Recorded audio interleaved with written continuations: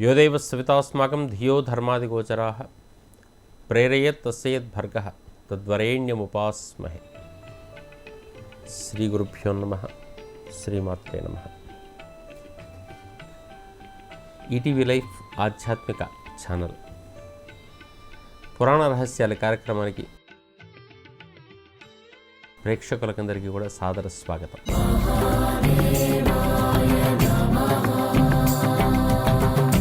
వ్యక్తి శక్తియుతుడు కావాలి, మానవుడు మహనీయుడు కావాలి. తమకుండేటటువంటి శక్తి కన్నా ఉన్నతమైనటువంటి శక్తి వైపు మనిషి వెళ్ళాలి. ఈ సాధనా క్రమం లోపల పురాణాలు ఎన్నో రూపాల్లో చెప్పినటువంటి క్రమాలు ఉన్నాయి. అక్షర సాధన, దేవతా సాధనలు మనకు కనపడుతున్నాయి. మానవుని శరీరంలో కూడా అపరిమితమైనటువంటి శక్తి ఉంది, విశ్వంలోనూ కూడా అది అపరిమితమైన శక్తి ఉంది. తమ శరీర శక్తిని విశ్వశక్తికి సమానంగా మార్చుకునేటువంటి ప్రయత్నం జరుగుతున్నటువంటి దాంట్లో శరీరం లోపల ఉండే నరాల వ్యవస్థ, నర్వస్ సిస్టమ్ అంటాం. ఆ నర్వస్ సిస్టమ్ లోపల ఉండేటటువంటి వేరు రకాలైన అడ్డంకులు ఉంటాయి. ఈ అడ్డంకులు కొన్ని చోట్ల లోపల అధికంగా ఒకే రకమైనటువంటి ప్రదేశాల లోపల కూడుకొని ఉంటాయి. వీటికి మన వాళ్ళందరూ కూడా ఇంగ్లీష్ వాళ్ళు ప్లెక్సెస్ అనే శబ్దం వాడితే మన వాళ్ళు చక్ర శబ్దం వాడుకుని వచ్చారు. ఈ చక్రాల లోపల మనకు ఉండేటటువంటివి 6 చక్రాలు ముఖ్యమైనవిగా, 7వ చక్రం అనేది ఉన్నతిగా చెప్పేటటువంటి విధానం ఉంది. మూలాధారం నుంచి స్వాధిష్టానం, స్వాధిష్టానం నుంచి మణిపూరం, మణిపూరం నుంచి అనాహత స్థితికి వచ్చి అనాహత స్థితి లోపల వ్యక్తి లోపల ప్రేమ, ఆప్యాయతలు అవన్నీ కూడా క్రమక్రమంగా పెంచుకుంటూ వచ్చిన తర్వాత మూలబంధాదులు, ఉద్యానబంధాదుల ద్వారా శరీరం లోపల ఉండేటటువంటి మూలమైనటువంటి స్థితమైనటువంటి శక్తిని పైకి జరుపుకునే ప్రయత్నం జరుగుతూ ఉంటుంటే క్రమంగా మార్పు వచ్చి దాని యొక్క ప్రభావం అంతా కూడా మనకు కనిపించేదంతా కూడా ఇంకా దానిపైన ఉండేటటువంటి విశుద్ధి చక్రము అనే శబ్దం వాడతాం. విశిష్టంగా శుద్ధి పొందేటటువంటి చక్రం విశుద్ధి చక్రం. ఈ గొంతు స్థానంలో కనిపించేటటువంటిది అది. ఈ విశుద్ధి చక్రం స్పష్టంగా పనిచేస్తూ ఉండటం, ఇది ఆకాశతత్వానికి సంబంధించినటువంటి చక్రం. ఆకాశం అంటే అన్నిటినీ వదులుకొని కేవలం శబ్దతత్వంతో కూడుకొని ఉన్నటువంటిది. మూలాధారంలోనే వ్యక్తి ఉన్నాడు, ఆలోచనలు ఉన్నాయంటే అక్కడ శబ్దము, స్పర్శ, రూపము, రసము, గంధము ఇన్నిటితో పట్టుకొని ఉన్నాడని అర్థం. నెమ్మదిగా జలతత్వానికి కనుక వచ్చాడంటే శబ్ద, స్పర్శ, రూపరసాదుల వరకు వచ్చారు, గంధ శబ్దం పోగొట్టుకుంటాడు.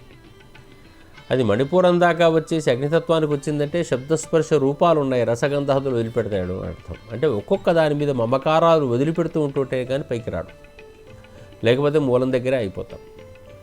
తర్వాత అనాహతానికి వచ్చారంటే శబ్దస్పర్శలు మాత్రమే ఉన్నాయి, వాయు నెమ్మదిగా రూపం మీదకి రూపరసగంధాదులు వెళ్ళిపోయినాయి. ఆకాశతత్వానికి ఎప్పుడైతే వచ్చేసాడో శబ్దతత్వానికి మాత్రమే సంకేతంగా ఉంటుంది. దీనిని పట్టుకోదు. ఇది ఆకాశం అంతటా విస్తరించింది అని అర్థం. ఆకాశం అంటే ఏదో ఆకాశంలో పైన కనిపించేది కాదు, ప్రకాశించేది అని అర్థం. కాశ శబ్దం అనేటటువంటిది అప్ టు దట్, ఆ అనే శబ్దానికి సంస్కృతం లోపల అప్ టు అనే అర్థం అన్నమాట. ఆసీతు హిమాచలము అని చెప్పేది. ఆనందము, ఆ అనే శబ్దం అనేక చోట్లలో ఉపయోగిస్తాను. ఆత్మశబ్దం కూడా ఆతమమే, ఎక్కడ కూడా ఆతమము. అనేక రకాల శబ్దాలన్నీ కూడా మనకు ఈ విశుద్ధి చక్రానికి సంకేతంగా ఉంటాయి. ఇక్కడ కూడా మనకు అనేక రకాల నరాల వ్యవస్థ ఈ ప్రాంతం అంతా కూడా పట్టేసి కనపడుతూ ఉంటుంది. మూలం నుంచి బయటకు వచ్చేసి ఒక్కొక్క చక్రాన్ని శుద్ధి చేసుకుంటూ ఎవ్రీడే ఇవన్నీ చక్రాలు మళ్ళీ సాధించేమనే చెప్తారు. ఎందుకంటే పైదాకా వచ్చినప్పటికీ కూడా మళ్ళీ కిందెక్కడో మళ్ళీ బ్లాక్స్ మొదలవుతూ ఉండేటువంటి విధానం ఉంటుంది. వ్యక్తిలో పరిపూర్ణమైన శక్తి ఏర్పడేంత వరకు కూడా, జ్ఞానం ఏర్పడేంత వరకు కూడా ప్రతి చక్రాన్ని ప్రతిరోజు శుద్ధి చేయించే ప్రక్రియ మనకు యోగ సాధకులు చేయిస్తూ ఉంటుంటారు. ఎప్పుడైతే విశుద్ధి చక్రం స్పష్టంగా లేదో మానవుని యొక్క భావ వ్యక్తీకరణ లోపిస్తుంది. ఏదో తెలుగులో ఒక మంచి నండూరి వారి మాట కనపడుతుంది, గుండె గొంతుకలోన కొట్లాడుతుంది అని. మనసులో ఉన్న భావాలన్నీ ఉంటాయి, అనేక రకాల ఆలోచనలు ఉంటాయి. ఆ భావాలన్నీ కూడా గొంతు నుంచి బయటికి రావు. అదే భావన వ్యక్తీకరణ కాకపోయేటట్టయితే దాశరథి అనే కవి రాస్తూ ఉంటుంటాడు, గాయపడిన కవి గుండెల్లో రాయబడని కావ్యాలెన్నో అని. వ్యక్తీకరణ కావు. భావ వ్యక్తీకరణ గొంతు ద్వారా ఎట్లా అవుతుందో భావ వ్యక్తీకరణ వేరువేరు రూపాల్లో జరగాలి. జరగకపోతే అక్కడ విశుద్ధి చక్రలోపం అని అర్థం చేసుకోవాలి. ఇక్కడ మనకు థైరాయిడ్ అనే గ్లాండ్ ఉంటుంది. ఆ థైరాయిడ్ అనే గ్లాండ్కి అనేక రకాల సమస్యలు ఉన్నాయి మనకు. అదే హైపో, హైపర్ ఏదో పదాలన్నీ కూడా వాడుతూ ఉంటుంటారు. గొంతులో వచ్చే ఐడిన్ లోపాలని చెప్పేసి వీటికన్నిటికీ కారణాల లోపల ఇక్కడ ఉండేటటువంటి శక్తి పూర్తిగా పైకి జరగకపోవడం, అక్కడ ఉండే అనేక రకాల అడ్డంకులు, దాన్ని సాధించే ప్రక్రియ అన్నమాట. ఇక్కడ మన భావ వ్యక్తీకరణ స్పష్టంగా ఏర్పడాలంటే మళ్ళీ మూలాధారం నుంచి గట్టిగా పైకి పంపించే ప్రయత్నం చేస్తూ ఉండాల్సింది. మొట్టమొదటి ఏదైనా సరే విషయం ఏమిటయ్యా అని చెప్పేసానంటే, ఏది సాధించాలన్నప్పటికీ కూడా వ్యక్తిలో మొదలు దానికి సంబంధించిన జ్ఞానం ఏర్పడాలి. విషయం తెలియకుండా ఏది సాధించలేము. అదొకటి అక్కడ ఉందనే విషయం తెలిస్తే కదా దాన్ని సాధించడం కోసం మనిషి ప్రయత్నం మొదలుపెట్టేది. ఏది లేదండి, అది ఎవరో విశ్వం ఎవరో నాకు తెలియదు, చుట్టుపక్కల వ్యక్తులు తెలియదు, నాకే తెలుసు, ఈ శరీరం వరకు కొంచెం గొప్ప పరిచయం ఉంది అంటే మన శరీరం మొత్తం మనకేం తెలుసు? మనకు అన్ని ఎట్లా పనిచేస్తుందో మనకు తెలుస్తుందా? ఆ కంటి డాక్టర్కి తెలుస్తుంది. మన ఇంట్లో ఫ్రిడ్జ్ ఎట్లా పనిచేస్తుందో మనకు తెలుస్తుందా? ఫ్రిడ్జ్ను బాగు చేసేవాడు లేదా తయారు చేసేవాడికి తెలుస్తుంది. ఏది తెలియదు మనకు. తెలుసు అనుకునే భ్రమలో బతికేస్తున్నాం. ఏదో 4-5 అంశాలు తెలుసు కాబట్టి ఈ కొంచెం తెలిసిన దాంట్లోనే చాలా తెలుసు అని అనుకుంటూ ఉంటాం. గాలి ఎట్లా వీస్తుంది, ఎక్కడి నుంచి వస్తుంది, ఒక తుఫాన్ పడుతుందంటే తుఫాన్ ఎందుకు పడుతుంది అనే విషయం మనకు తెలియదు. తుఫాన్ వచ్చిందని పదం మాత్రం వాడతాం. అది మన ప్రాంతంలో ఇక్కడ ఇట్లా పడింది, ఇంకో చోట ఎందుకు వేరే రకంగా ఉంది, ఇంకో చోట సముద్రం దగ్గర ఎట్లా ఉంటుందంటే ఏమో తెలియదు. ఇదంతా సృష్టిలో భాగం అంతే. చాలా విషయాలు మనకు తెలియనివే ఉంటాయి. ఆ తెలుసుకునే ప్రయత్నం మన వైపు వెళ్ళాలంటే మూలాధార జ్ఞానం నుంచి సహస్రాల జ్ఞానం వైపు మనిషి వెళ్ళాలి. సృష్టి వ్యవహారాలన్నీ అర్థం కావాలంటే వీటికి అన్నిటికీ కూడా అడ్డుపడేటటువంటి వేరువేరు చోట్ల ఉన్నాయి. వాటికి చక్రాలని పేరు. అడ్డుపడే వ్యవహారాల లోపల మనిషిలో ఈ గొంతు లోపల ఉండేటువంటి వ్యవహారం లోపల కూడా మనకు ఈ చక్రం, విశుద్ధి చక్రం అనేటటువంటిది శుద్ధత లేనప్పుడు మన భావ వ్యక్తీకరణ ఉండదు. అంతేకాకుండా అక్కడ ఉండేటటువంటి సమస్యల వల్ల శరీరంలో థైరాయిడ్ గ్లాండ్స్ వల్ల వచ్చే సమస్యలు ఇంకా ఎంతోమందికి తెలుసు. శరీరం సన్నబడిపోవటమో, బాగా లావు కావటమో, లేకుంటే అయోడిన్ లోపాలు ఏర్పడిపోవటమో, శరీరంలో సరైనటువంటి వ్యవహారం జరగకపోవటమో, భావ వ్యక్తీకరణ సరిగా జరగకపోవటమో అన్నీ ఉండిపోవటం, అక్కడ బాగా ఒత్తిడికి గురవుతూ ఉంటున్నాడు మనిషి. అందుకనే జాలంధర బంధం అని చెప్పేసి గొంతు దగ్గర వేస్తూ ఉంటుంటాం, ఊపిరిని ఇక్కడ బిగుపట్టడం. అందుకనే మనకు చాలా వరకు ఖేచరీ ముద్రలు వేయటం, ఆ తర్వాత నాలుకను వెనకకు జరపటం, కొండ నాలుకకి దగ్గర చేర్చడం, ఇటువంటి పనులన్నీ కూడా చేయండి అని చెప్పేసి చెప్తూ ఉంటారు. అనేక రకాల ప్రక్రియ అండి యోగ సాధన ప్రక్రియ లోపల. ముద్రలు, బంధాలు, యోగ సాధన, ఆసనాలు, అనేక రకాల ప్రయత్నాలు, అక్షర సాధన ఉంటుంది, దైవ సాధన ఉంటుంది. ఇవన్నీ వేరువేరు రకాల ప్రక్రియలు. ఆ ప్రక్రియల ద్వారా అక్షరాలను అధికంగా ఉచ్చరించు ఉండటం, ఆ తర్వాత దైవానికి పూజ చేస్తూ ఉండటం, ముద్రలు, బంధాలు వేసి బలంగా తయారు కావటం. ప్రతి వ్యక్తికి సమానమైన శక్తి ఉంటుందండి, మర్చిపోవద్దు. భగవంతుడు అందరికీ సమానమైన శక్తినే ఇస్తున్నాడు. వ్యక్తీకరణ అందరికీ సమానం కాదు. మనిషిలో బలహీనమైన ఆలోచనలు ఉండటం వల్ల తక్కువ కింది స్థాయికి సంబంధించినటువంటి చక్రాల ప్రేరణ వరకు జరిగి అక్కడే అయిపోతున్నాడు మనిషి. అక్కడ కాకుండా వ్యక్తి జ్ఞానవంతుడు కనుక అయ్యేటట్టయితే వ్యక్తి లోపల శక్తి ప్రేరణపరంగా జరుగుతుంది.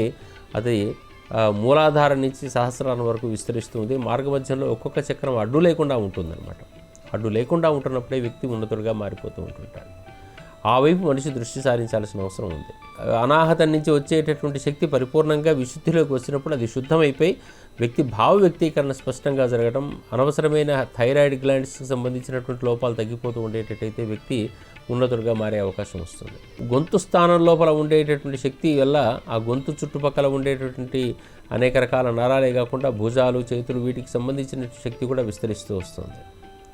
అది లేకపోయేటట్టయితే వీటికి అన్నిటికీ కూడా లోపాలు ఏర్పడుతూ ఉంటుంటాయి. అక్కడి నుంచి శక్తి అంతా కూడా మళ్ళీ ఇంకా బలంగా పైకి కనుక పంపిస్తే ఇక అద్భుతమైనటువంటి ఇంతసేపు మనకు ఉండేటువంటి బ్రహ్మదండి అంటుంటాం, లేదా వెన్నుముకకు సంబంధించినటువంటి ప్రదేశాల లోపల ఒక్కొక్క చోట ఉండేటటువంటి శక్తుల మీద ప్రేరణ అంటున్నాం. అది కాక ఇంకా తలలోకి వస్తాం. తల అనేటటువంటిది బ్రెయిన్ అనేటటువంటిది మనకు మనస్సు వేరండి, మెదడు వేరు. మనస్సు అనేది ఆలోచనల కేంద్రం. ఈ ఆలోచనలకు అన్నిటికీ కర్మ సంబంధం ఉంటుంది. బ్రెయిన్ అనేటటువంటిది ఆపరేటర్స్, ఒక వస్తువు పనిచేసే విధానం. అది ఈ బ్రెయిన్లో అనేటప్పుడు కొన్ని కోట్ల లక్షల నరాలన్నీ కూడా ఒక కలయికలు ఉంటుంటాయి. వాటి లోపల మళ్ళీ కూడా అనేక రకాల ప్రదేశాల లోపల బలాలు ఉంటున్నప్పటికీ కూడా మనకు ఆజ్ఞాచక్రం అని చెప్పేసి కనుబొమ్మల మధ్య లోపల కనిపించేటటువంటిది. అనేక రకాల ముద్రల ద్వారా దాన్ని ప్రేరేపించే ప్రయత్నం చేస్తారు. మనం బొట్టు పెట్టుకునే ప్రదేశాలు ఎక్కడైతే ఉంటున్నాయో అవన్నీ ఆజ్ఞాచక్ర ప్రేరితాలు. ఆ ఆజ్ఞ గనక స్పష్టంగా అక్కడ గనక లేకపోయేటట్టయితే ప్రాణాయామాదులు కొన్ని చేస్తూ ఉండటం, విశుద్ధి, ఆజ్ఞ, సహస్రారాధులు ప్రేరేపణకు ఎక్కువగా పనిచేసేదంతా కూడా భ్రామరి ప్రాణాయామాదులు. ఓం అని చెప్పేసి అంటే ఆ మకారం పలికేటువంటి ప్రదేశంతో కూడా పై స్థాయిలో కనపడుతూ ఉంటుంది. అకార ఉకారాలన్నీ కిందికి సంబంధించింది అయితే మకారం అంతా పై స్థాయికి సంబంధించిన 3 చక్రాలకు సంబంధించినటువంటిది. ఇవన్నీ మనకు విష్ణు గ్రంథి తర్వాత వచ్చేటటువంటి రుద్ర గ్రంథికి సంబంధించినటువంటి వ్యవహారాలు. అందుకని ఈ ఆజ్ఞాచక్రం కనుక స్పష్టంగా కనుక ఉండేటట్టయితే వ్యక్తిలో వైశాల్యం పెరిగిపోతుంటుంది. ఇది ఆకాశతత్వం తర్వాత వచ్చేటటువంటి ఒక రకమైనటువంటి అయస్కాంత తత్వం, ఎలక్ట్రోమాగ్నెటిక్ వేవ్స్ లాంటిది. సరి అయినటువంటి ఆజ్ఞాచక్ర ప్రేరణ అంటే మనకు పూర్వీకులు చెప్పినటువంటి మాట ప్రకారంగా ఇతని 3వ కన్ను అనే పదంతో శివునికి ఉన్న 3వ కన్ను లాంటిది అనమాట. ఇది ధ్యానం బాగా చేయటం ద్వారా కలిగేటటువంటి 3వ కన్ను విస్తరణ.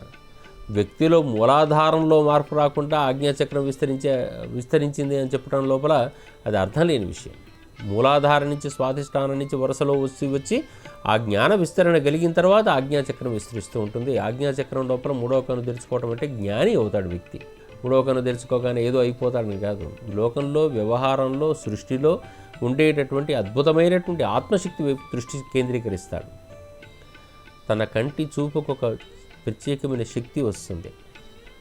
భావ వ్యక్తీకరణకు మనకు విశుద్ధి లోపల ఎంత శక్తి వస్తుంటుందో దర్శనానికి, చూడటానికి కూడా ఒక గొప్పనైన శక్తి వస్తుంది. ఆ శక్తి వల్లనే తన కంటి చూపుతోనే అన్ని నియంత్రించగలిగే శక్తి వస్తుంది. అన్ని ప్రకృతి వ్యవస్థల లోపల కూడా తన దృష్టి, తన భావనలో మార్పు వస్తుంది. ఇక్కడ కంటి చూపు అంటే ఎదుటి వ్యక్తిని శాసించడమే కాదండి, తను దర్శించే విధానం మారుతుంది. ఆ దర్శించే విధానమే సుదర్శనం అవుతుంది, సరైనటువంటి దర్శనం అవుతుంది. సుదర్శనము అని చెప్పేసి నా పదానికి అర్థం ఏమిటి అంటే మనం సరైన విధంగా ఈ ప్రకృతిని దర్శించగలగటం. ఇంతకుముందు కేవలం మనకు వినియోగపడేటువంటి వస్తువుగా చూస్తున్నాం దీన్ని కాదు, ఇది సృష్టి వినియోగం లోపల కనిపించేటువంటి అద్భుతమైనటువంటి ఒక వ్యవస్థగా దర్శించగలగటం. ప్రతి చిన్న విషయంలో లోపల ఉండేటటువంటి పారమార్థిక రహస్యాలను గమనించే వ్యవహారం జరుగుతూ ఉంటుంది. సృష్టి తత్వం లోపల ఉండేటువంటి అనేక రకాల అంశాలకు ఎంతో కొంత మనకు సాధనాక్రమం వెళ్తున్నా కొద్దీ దాని యొక్క లక్ష్యం అర్థమవుతూ ఉంటుంది. అజ్ఞానిగా ఉండేటటువంటి వాడు విజ్ఞానిగాను, జ్ఞానిగాను మారేటువంటి అవకాశం ఆజ్ఞాచక్రం దగ్గరికి వస్తూ ఉంటుంది. అదే ఇది ఒక ఎలక్ట్రోమాగ్నెటిక్ వేవ్స్ లాంటివి అనమాట. పరిపూర్ణమైనటువంటి విద్యుదయస్కాంత తరంగ శక్తి విస్తరిస్తూ ఉంటుంది. వ్యక్తిలో శక్తి ప్రేరేపణ కలుగుతుంటుంది. తన చుట్టూ ఉండే ఆరా విస్తరిస్తూ ఉంది. ఈ ప్రపంచ దర్శనం లోపల మార్పు వస్తూ ఉంటుంది. అందుకనే ఇది ఓంకారానికి సంబంధంగా మనకు కనపడుతూ ఉంటుంది.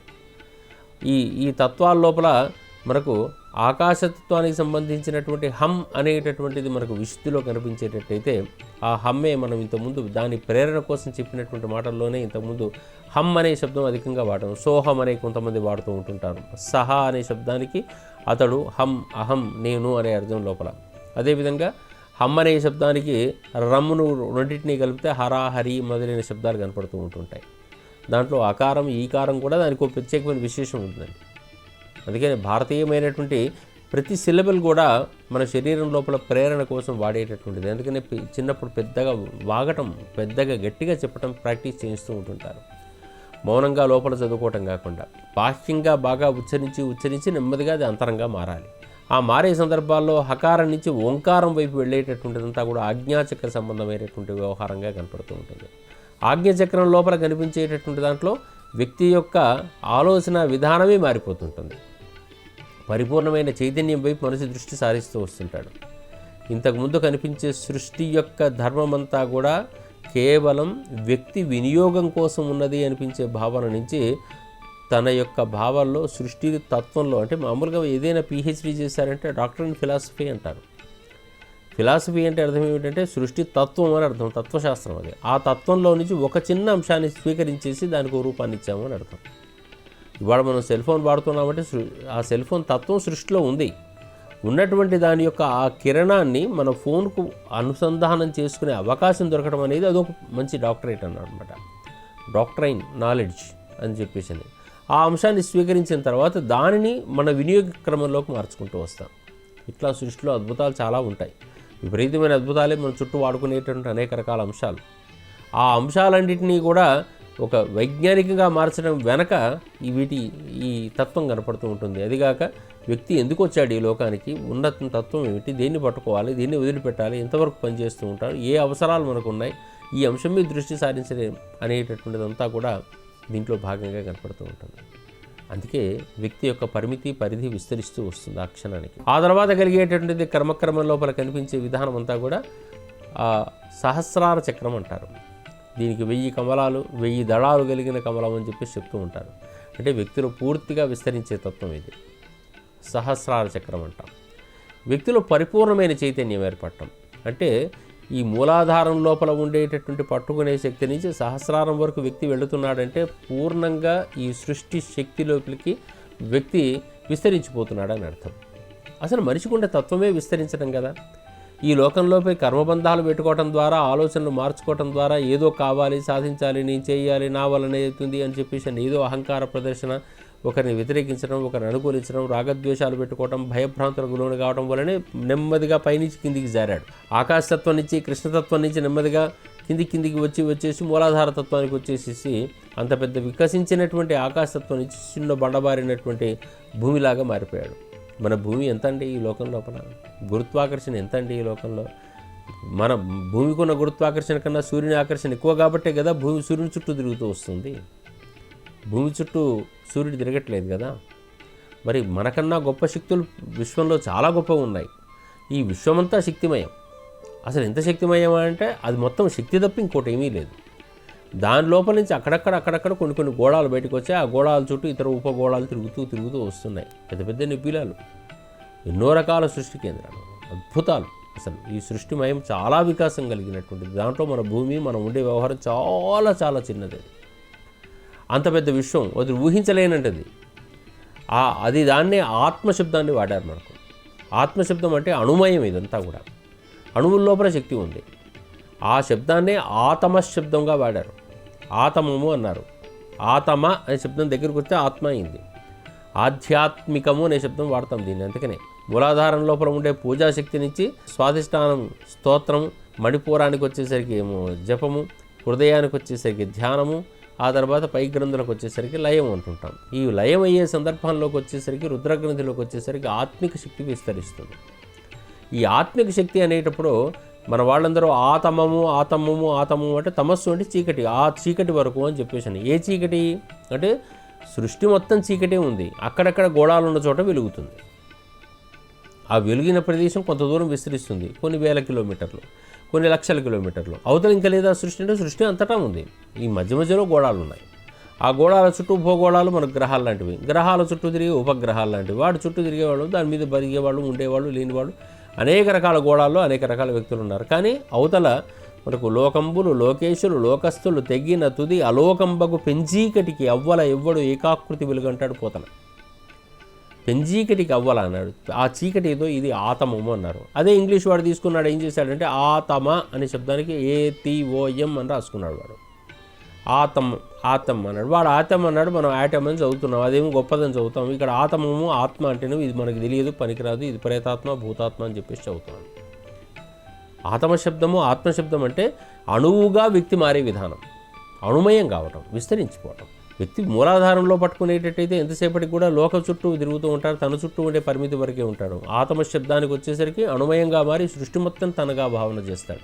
ఆ భావనలోనే ఉంటాడు తప్ప కిందికి అనవసరమైన విషయాల దగ్గర పట్టుకోడు. అసలు రాగద్వేషాదులకు అతీతంగా ఉంటాడు, ప్రేమమయుడుగా ఉంటాడు. సృష్టి శక్తి తన శక్తిగా మారుతూ ఉంటుంది, ఆనందంగా ఉంటుంది, తన భావాలు విస్తరిస్తూ ఉంటాడు. అందుకే అనవసరమైన ఆలోచనలన్నీ కూడా విష్ణుత్వాన్ని పొంది లయమయ్యేటువంటి ప్రదేశం కాబట్టి ఇవన్నీ లయగ్రంథి అని చెప్పేసి చెప్తూ ఉంటారు. ఈ లయం అయిపోతుంటాయి. ఈ లయం అయిపోయి ఉన్న శరీరం ఏదైతే ఉందో దాని పేరే ఆ లయము అనే పదం వస్తుంది.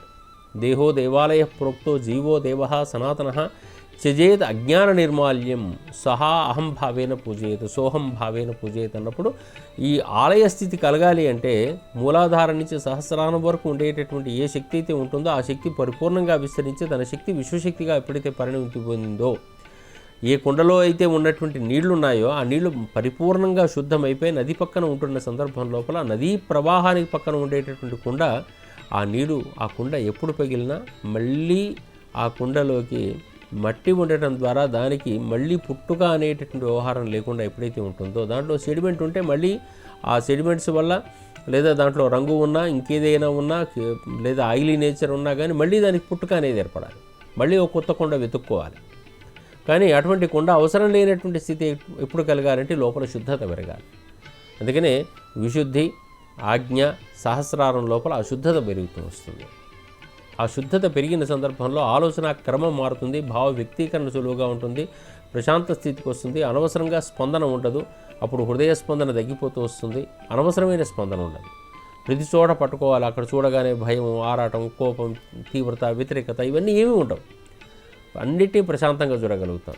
ఎప్పుడు వస్తుంది ఇది అంటే ఆకాశతత్వానికి దానిపైన ఉండే అయస్కాంతతత్వానికి పరిపూర్ణమైనటువంటి చీకటితో కూడుకున్నటువంటి కృష్ణతత్వానికి, కృష్ణం అంటే చీకటి అనే అర్థం, ఆ పెంచీకటి దాని ద్వారా వెలువడేటువంటి సృష్టి తత్వానికి దగ్గరగా వస్తాం.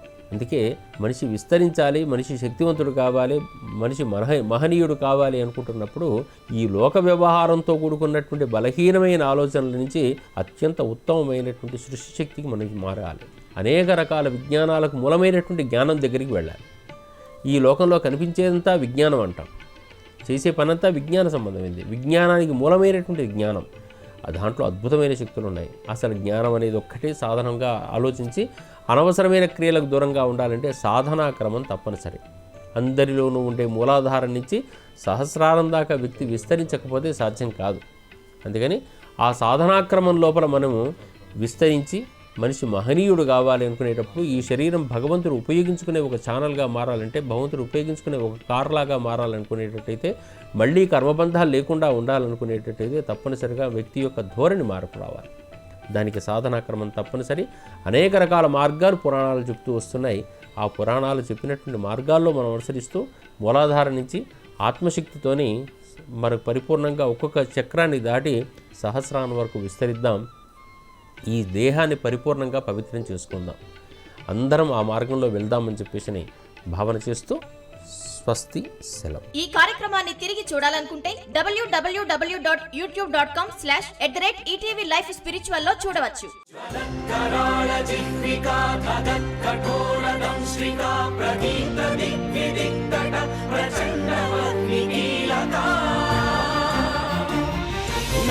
सहस्र शत सहस्र कोटि कोटि केसरं नमो नमः।